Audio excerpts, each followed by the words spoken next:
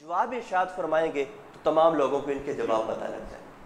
تو کبھی سوال اس مقصد کے لیے کیا جاتا ہے کہ مجھے تو اس بات کا پتہ ہے، لیکن میں اگر یہ سوال کروں گا تو کسی دوسرے کو نہیں پتہ، تو یہ بات اس کو بھی پتہ لگ جائے گی.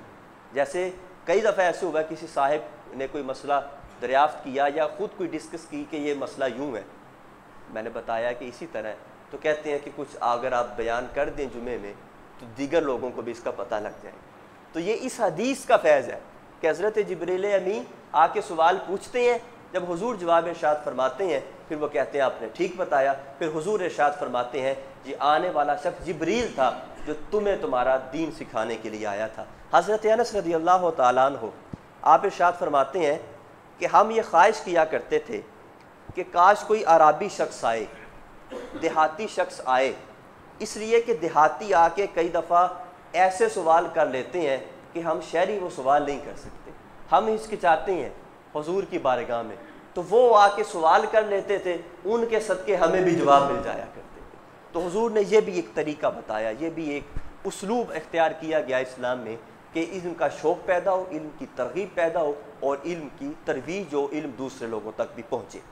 حضور جان کائنات صلی اللہ علیہ وسلم نے علم کی ترویج کا اگلا ایک اسلوب اختیار کیا. وہ کیا ہے؟ حضرت ابو ہریرہ رضی اللہ تعالیٰ عنہ، یہ وہ جلیل القدر صحابی ہیں کہ جو صفہ کا چبوترا اسلام کی درسگاہ قائم کی گئی ہے، وہاں کے پڑھنے والوں کے طلباء کے یہ لیڈر تھے حضرت ابو ہریرہ رضی اللہ تعالیٰ عنہ. اور خود کہتے ہیں یا لوگ کہتے ہیں کہ حضرت ابو ہریرہ بڑی حدیثیں بیان کرتے ہیں. تو دو وجوہات ہیں جن کی وجہ سے میں زیادہ حدیثیں بیان کرتا ہوں. پہلی تو یہ ہے قرآن نے اس بات کی مذمت کی ہے کہ جس کو علم ہو وہ پھر بھی علم چھپائے، تو قرآن اس کی مذمت کرتا ہے. کتمان علم کی قرآن پاک مذمت کرتا ہے. اس لیے جو بھی میرے پاس علم آتا ہے، جو بھی میں حدیث سنتا ہوں، میں اپنے تک نہیں رکھتا، میں آگے بیان کر دیتا ہوں. اور دوسری بات کہ میں زیادہ حدیثیں کیوں اور کیسے بیان کرتا ہوں. ارشاد فرماتے ہیں کہ دراصل بات یہ ہے مہاجرین اپنی تجارت میں مصروف ہوتے ہیں، کبھی حضور جانے کائنات کی خدمت میں حاضر ہوتے ہیں، کبھی نہیں ہوتے. انصار اپنی جائیدادوں میں اور زراعت میں مصروف ہوتے ہیں، کھیتی باڑی میں مصروف ہوتے ہیں، کبھی حضور کی بارگاہ میں حاضر ہوتے ہیں، کبھی نہیں ہوتے. لیکن میں اس وقت بھی حضور کی خدمت میں حاضر ہوتا ہوں جب کوئی بھی نہیں ہوتا. تو اس لیے مجھے وہ باتیں بھی پتہ ہیں جو اور کسی کو بھی نہیں پتہ. تو میں پھر یہ دیکھتا ہوں کہ یار اور تو کوئی موجود نہیں، اس وقت یہ الفاظ میں ہی سن رہا ہوں، تو میں ان کو اچھی طرح حفظ کر لیتا ہوں اور پھر میں دوسرے لوگوں تک پہنچا دیتا ہوں. یہ احسان ہے حضرت ابو ہریرہ رضی اللہ تعالیٰ عنہ کے اس امت پہ کہ آپ نے اس امت میں حضور جانے کائنات کی حدیث کا بڑا حصہ پہنچایا ہے. اب حضرت ابو ہریرہ رضی اللہ تعالیٰ عنہ ایسے جلیل القدر صحابی ہیں، حضور جانے کائنات صلی اللہ علیہ وآلہ وسلم کی محفل بپا ہے، کوئی بات ہوتی ہے، حضرت ابو ہریرہ رضی اللہ تعالیٰ عنہ ایک سوال کرتے ہیں. اب حوصلہ افزائی دیکھیے حضور جانے کائنات کس قدر محبت سے سوال کرنے والے کی حوصلہ افزائی کرتے ہیں. مبلغ کو، دائی کو، عالم کو سوال کرنے والے کو ڈانٹنا نہیں چاہیے، خوش دلی سے سوال سن کے جواب عنایت کرنا چاہیے. جب حضرت ابو ہریرہ نے سوال کیا ہے تو حضور جانے کائنات صلی اللہ علیہ وآلہ وسلم ارشاد فرماتے ہیں ابو ہریرہ مجھے پہلے ہی پتا تھا کوئی بھی دوسرا بندہ اس حدیث کے بارے میں سوال نہیں کرے گا، سب سے پہلے تم اس کے بارے میں سوال کرو. اس لیے کہ میں نے دیکھا ہے علم حاصل کرنے میں، میری حدیث کو جمع کرنے میں، میری حدیثیں لینے میں، میرے فرامین جمع کرنے میں، میری باتیں سننے میں، جتنا تمہیں اللہ نے شوق عطا فرمایا ہے تم سب سے بڑھ کے حدیث، سب سے بڑھ کے علم حاصل کرتے ہو. اس وجہ سے مجھے پتا تھا کہ یہ سوال تم کرو گے. اب اندازہ کریں کہ حضور جانے کائنات کے سامنے سوال ہوا، حضور نے یہ ارشاد فرمایا، اب جس نے سوال کیا تھا وہ کتنا خوش ہوا ہوگا. تو یہ ترغیب ہے، یہ شوق دلایا حضور جانے کائنات نے علم کو فروغ دینے کے لیے، علم کو بڑھانے کے لیے. پھر حضور جانے کائنات صلی اللہ علیہ وآلہ وسلم نے مبلغین کو، دائیوں کو، جو دین کے دائی ہیں، مبلغ ہیں، تبلیغ کرنے والے ہیں، علماء ہیں، ان کے لیے نصیحت ارشاد فرمائی اپنے صحابہ کے ذریعے. ارشاد فرماتے ہیں یسروا ولا تعسروا، لوگوں کے لیے آسانیاں پیدا کرو، مشکلات پیدا نہ کرو، اور بشروا ولا تنفروا، ان کو خوشخبری دو، ولا تنفروا، نفرت پیدا نہ کرو۔ عالم کا رویہ، مبلغ کا رویہ، جو صاحب علم ہے، جس نے آگے بات کرنی ہے، اس کا رویہ ایسا نہ ہو کہ لوگ نفرت کریں۔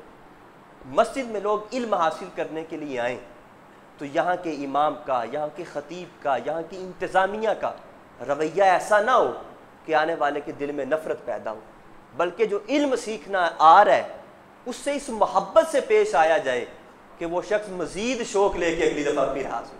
تو حضور ارشاد فرماتے ہیں یسروا ولا تعسروا، آسانیاں پیدا کرو، مشکلات پیدا نہ کرو، بشروا ولا تنفروا، بشارت دو، نفرت پیدا نہ کرو۔ حضور جانے کائنات صلی اللہ علیہ وآلہ وسلم، آپ صاحب جوامع الکلم ہیں، اللہ تعالیٰ نے آپ کو افصح العرب بنایا ہے، سب سے فصیح و بلیغ گفتگو فرماتے ہیں، لیکن حضور جانے کائنات جب اس امت میں اپنے صحابہ میں واعظ کر رہے ہوتے، خطبہ ارشاد فرما رہے ہوتے، تو صحابہ کرام ارشاد فرماتے ہیں انہ کان اذا تکلم بکلمۃ اعادها ثلاثا حتی تفهم عنہ، جب حضور ارشاد فرماتے کوئی اہم بات ہے، خاص بات ہے، حضور 3 مرتبہ ایک بات ارشاد فرماتے، کیوں؟ حتی تفهم عنہ، تاکہ سننے والا اس کو اچھی طرح سن لے، پھر اچھی طرح سن کے اچھی طرح سمجھ لے۔ حضور جانے کائنات نے علم کی ترویج کے لیے، علم کے رواج کے لیے، علم کو پھیلانے کے لیے، تبلیغ کے لیے اس قدر آسان اقدامات فرمائے ہیں۔ پھر حضور جانے کائنات صلی اللہ علیہ وسلم نے سننے والوں کے لیے، جو سامعین ہیں، ان کے لیے بھی کچھ ہدایات ہیں، کس طرح سے وہ سنیں۔ حضور جانے کائنات صلی اللہ علیہ وآلہ وسلم خطبہ حجۃ الوداع کے موقع پر ارشاد فرماتے ہیں انصت الناس، لوگوں کو خاموش کرواؤ تاکہ یہ خاموشی کے ساتھ میری گفتگو کو سنیں۔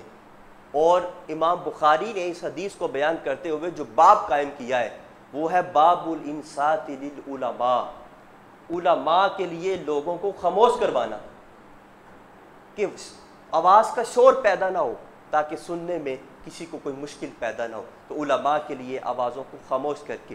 اور جو قرآن پاک میں ارشاد فرمایا گیا حضور جانے کائنات کے حوالے سے لا ترفعوا اصواتکم فوق صوت النبی، نبی پاک کی آواز سے اپنی آوازوں کو بلند نہ کرو، ورنہ کیا ہوگا؟ تحبط اعمالکم وانتم لا تشعرون، اعمال ضائع کر دیے جائیں گے، تمہیں پتہ بھی نہیں ہوگا، تمہیں شعور بھی نہیں ہوگا۔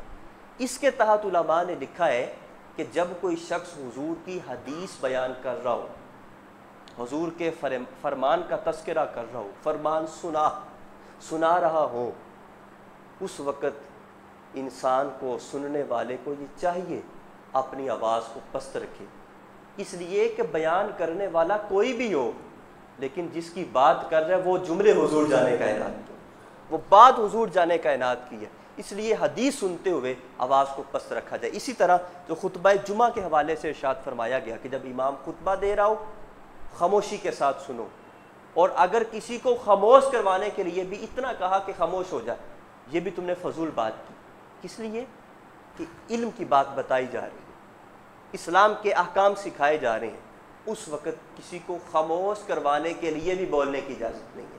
یہ کس لیے؟ کہ تاکہ علم کو کیسے سیکھنا ہے، کیسے سننا ہے، یہ آداب پیدا ہوں۔ حضور جانے کائنات صلی اللہ علیہ وآلہ وسلم پھر ارشاد فرماتے ہیں کہ اب سن بھی لیا، سیکھ بھی لیا، یاد بھی کر لیا، پھر آگے کیا کرنا ہے؟ وَلْيُبَلِّغُ الشَّاهِدُ الْغَائِبُ، جس نے سن لیا ہے اس سے چاہیے کہ وہ آگے بیان کرے۔ بَلِّغُوا عَنِّي وَلَوْ آیَةً، اگر ایک آیت بھی سیکھی ہے تو وہ آگے بیان کر دے۔ اس لیے کہ رات کے درس میں بھی میں نے یہ بات بیان کی کہ حضور جانے کائنات کی حدیث پاک ہے، اگر کوئی شخص علم حاصل کرتا ہے پھر وہ آگے کسی کو بات سکھاتا ہے علم کی، اس کی بات سن کے کوئی عمل کرتا ہے، اس عمل کرنے والے کو جو عمل کا اجر عطا ہوتا ہے اللہ اتنا ہی اجر اس کو بھی عطا فرماتا ہے جس نے اس کو یہ بات سکھائی۔ تو حضور ارشاد فرماتے ہیں ایک آیت بھی سیکھو تو اس کو آگے بیان کر دو۔ احباب ذی وقار، حضور جانے کائنات صلی اللہ علیہ وآلہ وسلم کے فرامین، احادیث اس بات کا تقاضا کرتی ہیں کہ علم کو سیکھا جائے، جو بنیادی ضروری مسائل ہیں سیکھے جائیں اور پھر ان کو آگے بیان کیا جائے، اور آگے بیان کرنے میں سب سے پہلے جو حقدار ہیں وہ آپ کے گھر والے۔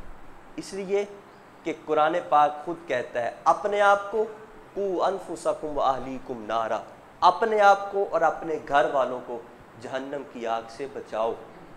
وہ یوں بچایا جا سکتا ہے جب ان کو علم سکھا کے حلال و حرام کی تمیز پیدا کی جائے۔ اللہ تعالیٰ عمل صالح کی توفیق عطا فرمائے۔ وآخر دعوانا الحمدللہ۔